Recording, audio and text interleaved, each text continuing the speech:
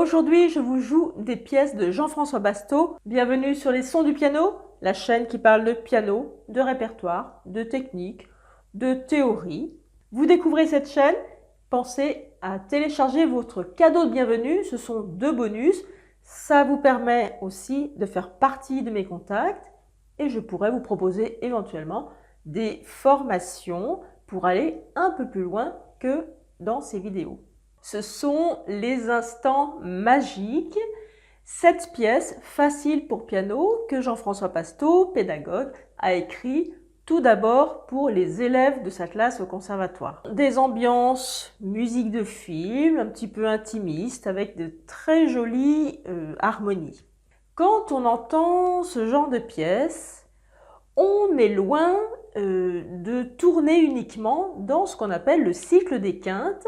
Parfois, on fait des enchaînements, on va dire osés.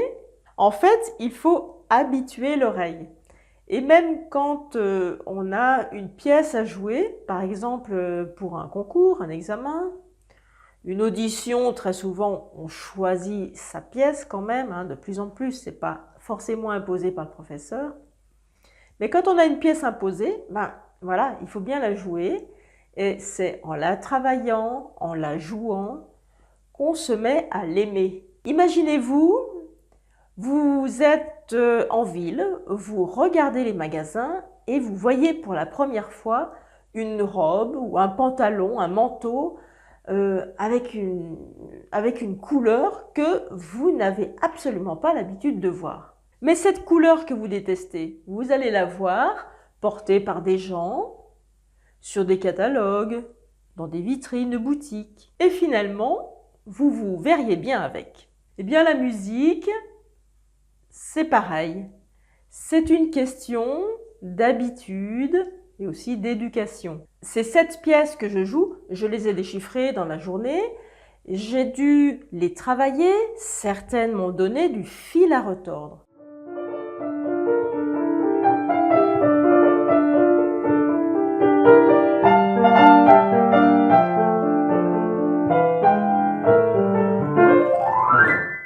Il y avait des dissonances.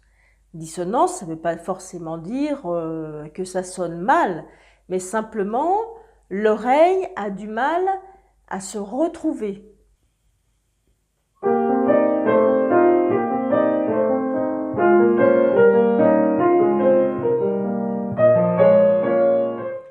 Et ça me fait penser à la lecture à vue.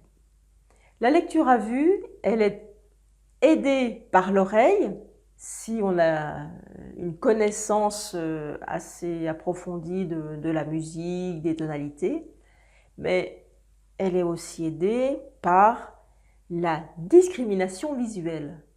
Dans ce genre de musique, il faut vraiment lire correctement. On ne peut pas s'aider que de l'oreille. Donc, quand on veut travailler le déchiffrage, la lecture à vue, il ne faut pas jouer que des Mozart, des Bach faciles ou des choses très simples. À un moment, il faut passer à des pièces, souvent des exercices, avec des altérations, des choses pas faciles à entendre, pas facile à lire, mais qu'il faut arriver à jouer. Donc, c'est pour entraîner l'œil. On ne peut pas apprendre à déchiffrer correctement si on n'entraîne pas l'œil à lire des partitions difficiles.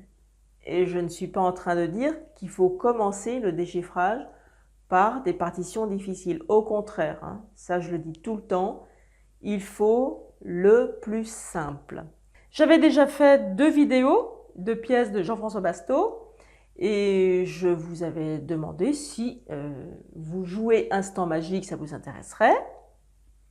Vous avez dit que oui, et il y a une personne qui m'a dit non, mais ça sert à quoi de les jouer puisque de toute façon ça existe sur peut-être SoundCloud ou sur le site du compositeur.